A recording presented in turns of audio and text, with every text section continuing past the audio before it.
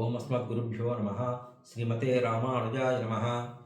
తిరుప్పావై వ్రతంలో భాగంగా ఈవేళ 8వ పాసనాన్ని మనం అనుసంధానం చేసుకుందాం. దాంట్లో నిగూఢ అర్థాన్ని తెలుసుకుందాం. ఇంతకుముందుకు పోయిన సంవత్సరం తిరుప్పావైలో మనం ఒక్కొక్క పాసరాన్ని పఠించుకొని దాంట్లో చాలా వివరంగా తెలుసుకున్నాం. ఈ సంవత్సరము దాంట్లో ఉన్నటువంటి నిగూఢ అర్థాన్ని మాత్రమే తెలుసుకుందాం. ఈ 8 ముందు 6వ పాసనంలో 7వ పాసనంలో ఇద్దరు గోపికలను అమ్మ మేల్కొల్పింది.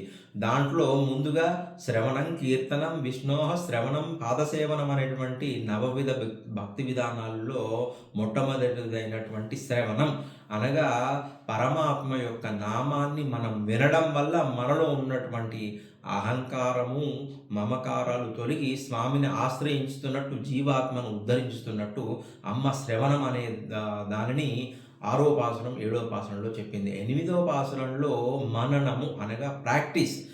ఎప్పుడైతే పరమాత్మ యొక్క నామము యొక్క విలువను తెలుసుకున్నామో ఆ వచ్చినటువంటి జ్ఞానమును మనం పరమాత్మను పొందడమే కదా మనకు అంతిమ ఉపాయం. కాబట్టి దాన్ని మననం చేయడం, ప్రాక్టీస్ చేయడం అనేటువంటిది పరమ ఉపాయ నిష్ట అనేటువంటిది అమ్మ 8వ పాసనంలో చెప్పిందండి. దీంట్లో అమ్మ ముందు పాసనంలో ప్రత్యక్షము, అనుమానము, ఆప్తవచనము అనేటువంటి ప్రమాణముల ద్వారా పరమాత్మ యొక్క తత్వాన్ని ప్రత్యక్షంగా దర్శించడం, అనుమానముతోని ఊహించడము, పెద్దలు చెప్పింది వినడం ద్వారా అమ్మ చెప్పింది. ఈ వాసనల్లో ఉపాయ నిష్ఠ ఏంటంటే మన పరమ శ్రీ వైష్ణవ భాగవతోత్తములు మార్జాల కిశోర న్యాయం అనగా పిల్లి తన పిల్లలను కన్న వెంటనే తనను స్వతంత్రించి తన పిల్లలను వేరే దగ్గరికి పోయి రక్షించినట్టే పరమాత్మ కూడా మనందరము ఆ పిల్లలు పారతంత్ర్యత ఉన్నట్టే మనం కూడా పూర్తిగా పారతంత్ర్యతగా ఉన్నప్పుడు పరమాత్మ స్వతంత్రించి మనల్ని ఉద్ధరిస్తాడని చెప్పడమే ఉపాయ నిష్ట.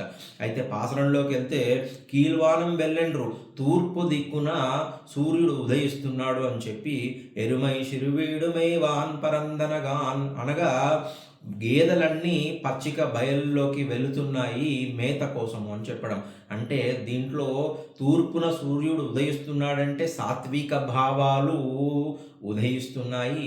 పచ్చిక బయళ్ళ కోసము మేత కోసం పశువులు గేదెలు వెళ్తున్నాయంటే తమ ఇంద్రియాలను లౌకికాల కోసం వాడుకునేటువంటి రాజసిక తామసిక గుణాలు ఉన్నాయి కదా, అవి బయటికి పోతున్నాయి. సూర్యుడు లోకంలో ఉదయిస్తున్నాడంటే మనము పరమాత్మను చేరాలని జీవాత్మ ప్రయాణం ప్రారంభించిన వెంటనే మనలో శుద్ధి పొందాలి, సాత్విక గుణం పెంపొందింపబడాలి, తర్వాత రాజసిక తామసిక గుణాలు బయటికి పోవాలి అని చెప్పి దీంట్లో ఇంకా మల్లరై మాట్య అని చెప్పి పరమాత్మ యొక్క మల్ల యుద్ధ విశారదులను జయించినటువంటి కృష్ణ పరమాత్మ నామాన్ని చెప్తుంది. మల్ల యుద్ధము అంటే మల్లురులు బాగా కామము, క్రోధము అంటే మాకే బలం ఉన్నది అనేటువంటి అహంకారము, కోపము, మేమే గెలవాలనేటువంటి కామము, అహంకారం కలిగినటువంటి వారిని ఓడించినటువంటి శ్రీకృష్ణ పరమాత్మ నామాన్ని చెప్తుంది. అంటే మనం కూడా సాత్విక భావనలు వృద్ధి పొందిన తర్వాత మనలో ఉన్నటువంటి రాజసిక తామసిక కామ క్రోధాలు బయటికి పోయి మనం ఎప్పుడు పరమాత్మ దగ్గరికి అభిముఖం అవుతాయో అప్పుడు పరమాత్మ ఆవావెన్రారాయ అందరులేలో రెంబావయ్య, అయ్యో అయ్యో మీరు నా కోసమని ఇంత శ్రమపడి వస్తున్నారా అని చెప్పి పరమాత్మనే మనం ఒక అడుగు ముందుకేస్తే పరమాత్మ 10 అడుగులు ముందుకు వచ్చి మన దగ్గర ఈ జీవాత్మను ఉద్ధరించడం కోసం అనేటువంటిది ఈ పరమాత్మ చేసే ప్రయత్నమే పరమ ఉపాయ నిష్ట కలిగినటువంటి పాశ్రము ఈ పాశ్రం. దీంట్లో అమ్మ తీరి చెప్తుంది అనగా ఉపాయము పరమాత్మకు,